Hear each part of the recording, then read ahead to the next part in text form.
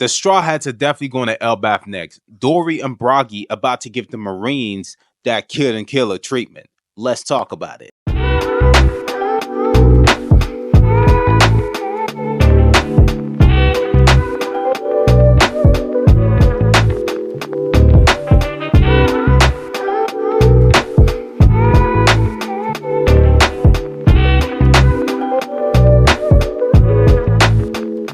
What did I say in my last review? This man's digestive tract is nice. The food's gone and this man is ready to box. My man's is locked in. As soon as I saw that panel of Luffy smirking in Gear 5th, I knew this man was locked in and he was ready to cook. So the Marines are pretty much blasting everybody in the sky, and I mean, they're going all out at this point. I like how the Marines sit there and think, you know what? It doesn't really matter if Luffy's an emperor, just cuff him. Y'all really underestimate the abilities of Gear 5th. Luffy made glasses poof just out of thin air. You gonna sit there and tell me some C-Cone stuff's gonna do something to him?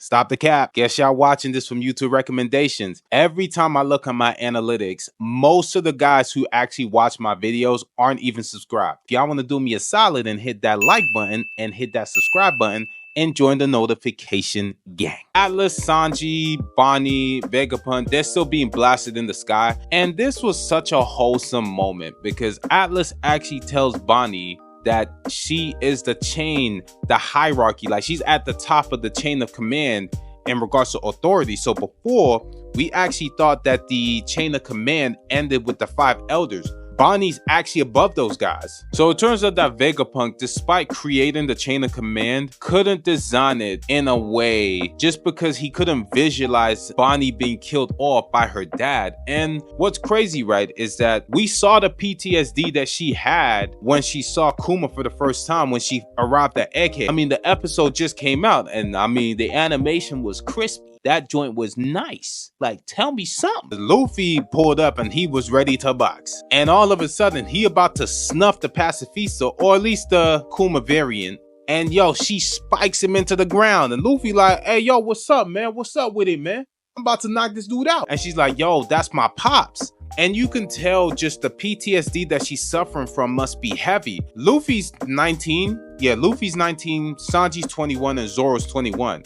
Bonney, I'm pretty sure, is 10. She can't be 16 years old. Not that much time has actually passed by. I'm gonna go out on a whim and say that she's 10. So emotionally, she has the emotional maturity of a 10-year-old. I'm definitely sure she's 10. She can't be 16. That's like 6 years ago. But I mean, despite that, she's still emotionally vulnerable to the point where what she has witnessed about Kuma's life has hit her that hard to the point where just everything being orchestrated by Saturn has now hit her hard enough to the point where she was willing to just close up her own chapter. It was such a wholesome moment knowing that, because at least she'll always know that the person she can always rely on to be protected by is her dad, or at least an image of her dad. She had a 4K cinematic 1v1 one-on-one experience with Kuma's memory, so she witnessed everything. It's not like it was just told in some sort of backstory. Sometimes things get lost in translations. She had a dangerously close experience to everything that had happened to Kuma, to the point where if she sees his face, that's enough for her to get triggered. I would even argue that Kuma's backstory is arguably the best backstory. I mean, I ain't gonna lie to you. That backstory was insane. It was actually incredible. And me, I pay attention to everybody's backstory, but that one hit me and I was like, hey,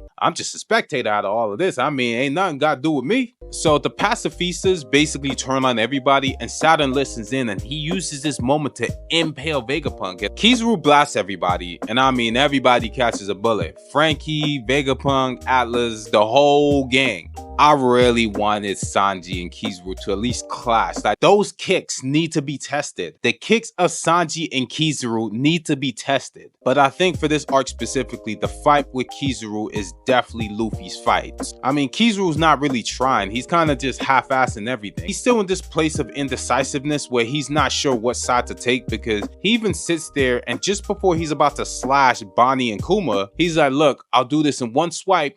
It ain't even gonna hurt. I'm like, my man, you're about to fillet these guys. How you gonna sit there and tell me it ain't gonna hurt? You ever been cut before? stop it. Luffy pulls up, he punches Kizaru in the head, put him on the ground. Kizaru sitting down on the ground with his hands on his head, probably thinking, yeah, I should have got rid of this guy and Sabote.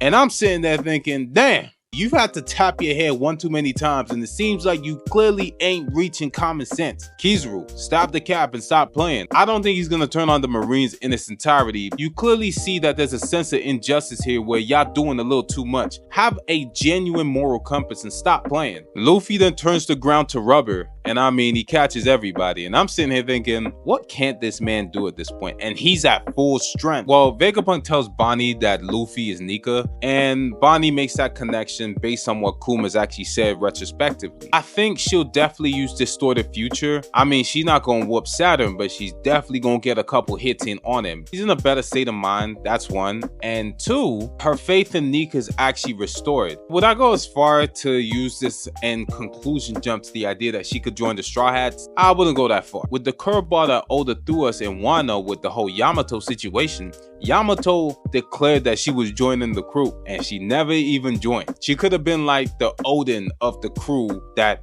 Odin was with Roger.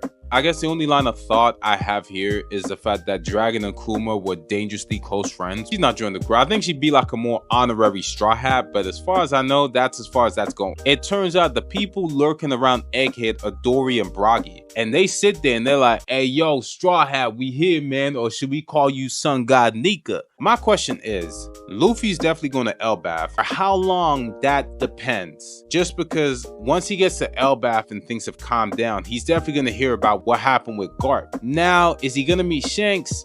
Maybe, but that also depends on whether Shanks is still on Elbaf, which I definitely don't think he is. Dory and Bragi address him as the Sun God, which means they know that he clearly has a higher purpose. Maybe the man marked by flame is actually there. But I don't see the Straw Hats pulling up to Hachinosu, especially on some whole stealth infiltration Naruto flex, where they decide to infiltrate and then there's like a climactic battle. One thing I realized is that the moment Luffy lays eyes on Blackbeard, the hands is going off immediately. So I don't think Luffy's pulling up to Hachinosu. I think they'll probably meet at a mutual spot.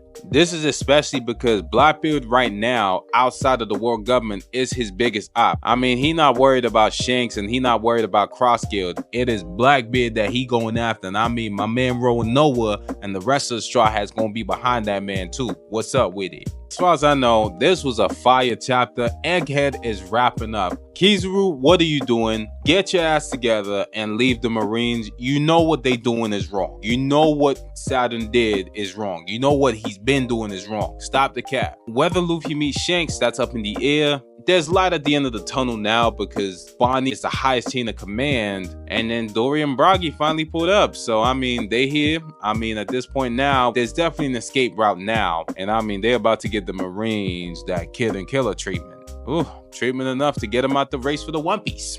There's that too. But yeah, that's all from me, man. But yo, like, comment, subscribe, and I'll holler at y'all later, man. Peace.